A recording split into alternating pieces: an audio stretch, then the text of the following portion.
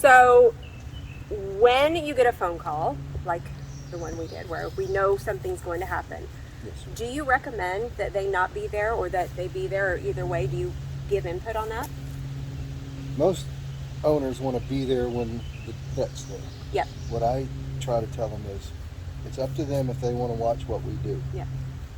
I try to lead them away because dealing with an animal this big, there's a lot of things that can go wrong. Sure. And it's never what the horse owner wants to see. Yeah, and that's what we did. We said, we'll stay, you go. Right. I don't think you should be here for this, but it's up to you ultimately. It's and up she, to them. She left. I've had horse owners help with the loading of the horse. Mm-hmm. I've had horse owners watch, and I've had horse owners run away.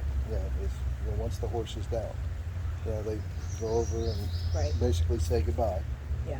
And then go to the barn, go to the house, go to the car, drive away, whatever, and leave us there to take care of the horse at that point. Right. I actually think that's probably the better of the options, because that's what we do is going to be the last image of what you have of your horse. Right. You really don't want to keep the image of me having to haul your horse up into a trailer as the last image of your horse. I don't think. Right. I think you prefer to have this image here than you standing around. Absolutely. Or even, you holding your head while there's some sedative being given. And it kind of, to the not to be morbid, but when your loved ones passes away and then the funeral director and they take them to do what they need to do to prepare them for viewing, I wouldn't want to see any of that. No. So kind of I want to remember them for when I saw them last, and then of course when they're laid out, but that's after they've done what they've needed to do.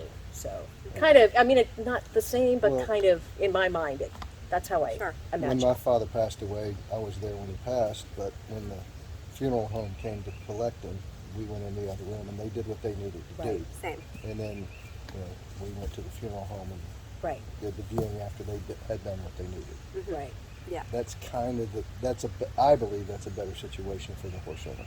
Yeah, definitely. I was the same. We left when they came to take my father. I left when they came to bury my horse. I don't think I'd want to be there for that. Obviously, personal choice. Maybe some people would. I don't think I would want that. It would be, but at least if you know what to expect in the process, and you feel like you're okay, and that's what you want to be a part of. But not knowing, some owners may not know what it could entail to make that decision. Yeah. And most of my guys will try to explain what they're going to do prior to them doing it. Right. I'm now going to roll your horse over onto the mat so that I can haul them up into the trailer. Right. And that's taking the forelegs and the hind legs and literally rolling the horse over by the legs. Right. And sometimes it's a little bit strain. There's a lot of strain going on depending on the size of the horse. And I'm being honest here with you. Yes, because that's what we need. You want the candid conversation. Yep. Yes, always. I try not to sugarcoat it when people want to hear the truth. Yes. Right. I don't think you can make an informed decision if you do.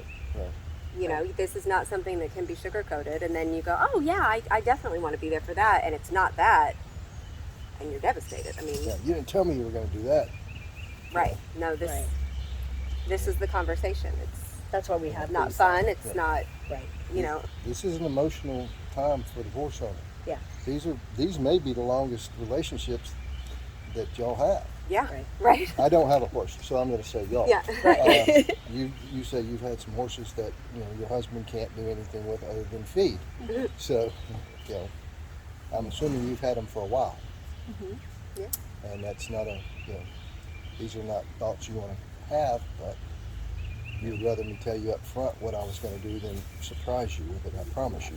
Oh yeah, for sure. Well, and I've been around horses being put down, being taken by the rendering truck, and none of it is anything owners would want to see. Sure. I don't think. No, definitely not.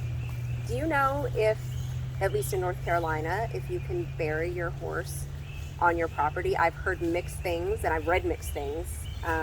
The only thing that I can seem to find is if it is your pet horse, that you can bury it on land that you own, but other than that, no, you cannot. Do you know? I don't know. Okay, It's probably that's fair. different county by county is possible. You're probably too. right. So I don't know. I know people do it and probably don't, Well, sure. don't care what the law says, and honestly, Right. who would know? Yeah. You know. Yeah, and in that situation, yeah, you're going to do what And I you do. didn't say that. But Yeah, no, of who course. would know? Well, I didn't do it. So there's that. I do know that a lot of barn owners offer that option, Really? or they were. Okay. Now fewer and fewer are offering that option just due to the sheer volume of horses that they have come through their barns. Sure. So that's something that the horse owner needs to be aware of Yeah. prior to making a decision. If you're offering it here, more power No, to you. I cannot. You may end up with more horses. Well, here that's than the you thing. want. Yeah. Yeah. When we were looking for another farm, we owned both sides of this road, but at one point we just had the 10 acres on that side. And we were shopping for another farm and almost followed through with one really not far from here, and were warned, I know you're going to do construction, I know you're going to be digging, I know of at least 20 horses buried on that property. You need to be very careful about where you dig. And I went, I don't think I want to do that. And that's something to think Yeah. about. Right. And that's not why we didn't buy it. We just ended up not buying it, and thank God, because now we have this 40-acre property right across the street from that one. But I wouldn't want to offer that to one boarder, because then I have to offer it to every, Right. and then I have how many horses out here? I mean, not that I anticipate that many horses dying. It's my personal horse and one other horse ever. But yeah, no, I'm not going to do that. Right. I guess to each their own, but To each their own, but there again, your boarders need to know Right. yeah, what the rules of the barn are. absolutely, yep. So, yeah. Well, and I think every horse owner or somebody who's interested in getting horses has to know like the whole spectrum. Sure. Owning, caring, riding, but also, the death. Just like, we do for cats or dogs or, Well, and what options are available? Like I know cremation, I know rendering, I know you could, I think, donate to NC State or some school. Now the rendering option is less and less. Okay, North Carolina used to do a free removal to a rendering plant. okay, They're not even offering that anymore. wow. Okay. So if you want your horse rendered, you have to take it to them. I've seen one service in a Facebook group, I believe on Charlotte Area Equestrians, that they will come to you and get your horse for rendering, and they offer a couple other services too. Of course, that was before I knew what rendering was. Thank you very much. And then yours, and then can you donate it to a school, a medical school? Do you know? I've heard that, but I don't know for sure.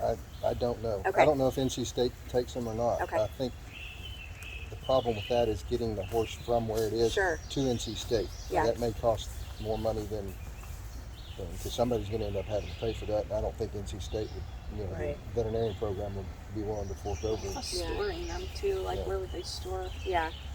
You know? Maybe I'm thinking of if they took it to NC State for like colic surgery, and then they ended up having to put the horse down there, they'll keep it so that they can use it in a medical program for dissection and something like that. I don't think I do that either, but we're talking Right. about, my heart horse and not, Right. There is a diagnostic lab, or there are a couple of different diagnostic labs that will take a horse cadaver and give you a necropsy on it okay, and tell you why it passed away, to okay, the best of their knowledge. Now, they have equipment that they will dispose of the horse remains through that. okay, We will not take a horse from them. okay, that's good to We will know. not do that. It just ends up unattainable for us to do. Sure, that would be Because- difficult. Because they've basically necropsied the horse and it's not whole anymore. Do you know if they cremate it after the necropsy, or, They have a machine They there to do. do the cremation. okay, Okay. But they don't cremate and return the Return, horses. yeah. They don't return the horse. gotcha, okay, They don't have that type of, they don't utilize the equipment in that way. okay, that makes sense. And what's the time frame from the time that you pick up a horse to getting the ashes back and any of the memorial pieces? What's on average? The memorial pieces will vary depending on what you want. Okay. If you want artwork where there's blown glass with ashes incorporated in that, that's going to be 8 to 12 weeks, depending on what you want. Okay. The cremation process, we try to, if you call us today and say, my horse is going down tomorrow at 10 o'clock, can you come and get it? We'll be here at 10 o'clock to pick up your horse. We'll take it directly from here and start the cremation process as soon as we go back to my office after we do the hoof print and clip the mane hair and anything else that we can do for the pet or the horse owner. Okay.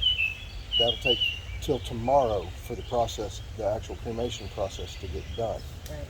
Now, if you want a specialty urn or container for the ashes, I may have to order that. I generally keep a couple of different styles in stock. Most of what I'm seeing back here is going to be the larger one. Well, the bay right there is kind of a smaller horse, so he would fit in a small, what I call a horse urn. It looks like a little dome chest, and it's leather covered, and it's got buckles and things like that. To me, it looks horsey. The last people that bought it from me thought it looked horsey too. Okay. But then we have solid cherry wood boxes and things like that. But if you want something spectacular that you want, I'm happy to do whatever I can do for you. Mm-hmm. Okay. But I have to order certain things, and it's going to depend on what that supplier can do for me. Now, do you have to have an urn, or can it just be returned in If you do a not bag want, in a box?